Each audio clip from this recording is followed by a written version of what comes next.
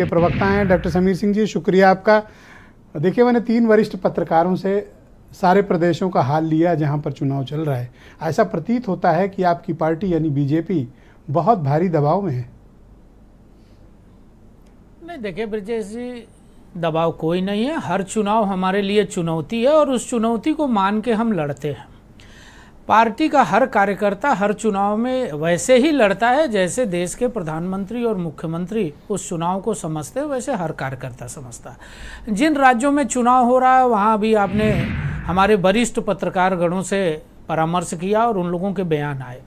लेकिन मैं इतना जरूर कहना चाहता हूं कि भारतीय जनता पार्टी कार्यकर्ता आधारित पार्टी है और कार्यकर्ता को जो काम दिया जाता है वो करता है।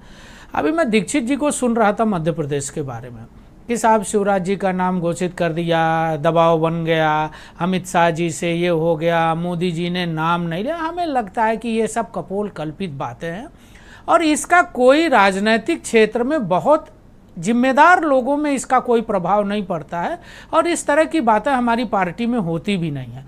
अगर दीक्षित जी कहेंगे तो अगली बार मैं इनके कई मध्य प्रदेश के उदाहरण भी दे दूंगा और शिवराज जी के ही दे दूंगा। इतना जरूर मैं कहना चाहता हूं कि शिवराज जी एक लोकप्रिय मुख्यमंत्री हैं और हम जब जब जहां जहां चुनाव लड़ते हैं, माननीय प्रधानमंत्री जाते हैं तो हमारे प्रधानमंत्री जी अपने कामों को रखते हैं।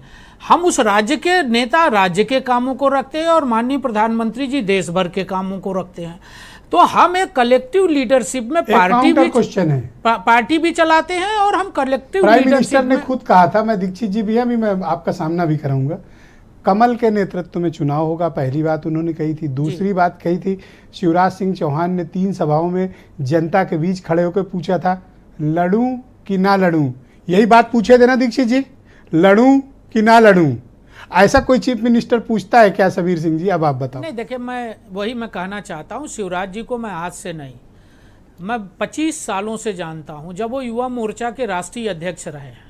दीक्षित जी जानते होंगे कि वो उत्तर प्रदेश देश के बीजेपी के युवा मोर्चे के अध्यक्ष थे जब देश के अटल बिहारी वाजपेयी जी प्रधानमंत्री थे, उमा भारती जी मध्य प्रदेश की मुख्यमंत्री थी।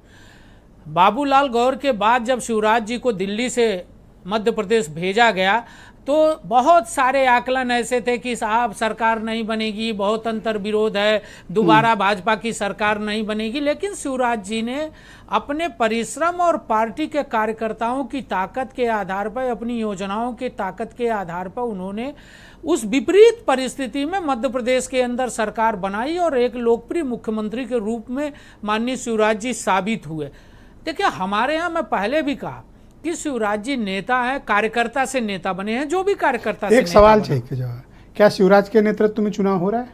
हमारे हर कार्यकर्ता के नेतृत्व में चुनाव हो रहा है ब्रजेश जी। मैंने शिवराज के नेतृत्व में मैं कह रहा हूं कि मेरा हर कार्यकर्ता नेतृत्व सर, ये तो राजनीतिक जवाब हर कार्यकर्ता नहीं, राजनीतिक जवाब नहीं मैं दे रहा हूं, मैं ईमानदारी से कार्यकर्ताओं की भावनाओं का जवाब दे रहा हूं ब्रजेश जी।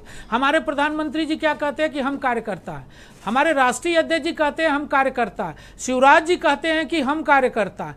कौन ये कहता है कि मैं ही सिर्फ नेता? ये परिवारवादी पार्टी नहीं है, ये कांग्रेस नहीं है, ये बसपा नहीं है, ये सपा नहीं है। थैंक यू समीर जी। अभी 30 सेकंड और लूंगा ब्रजेश जी।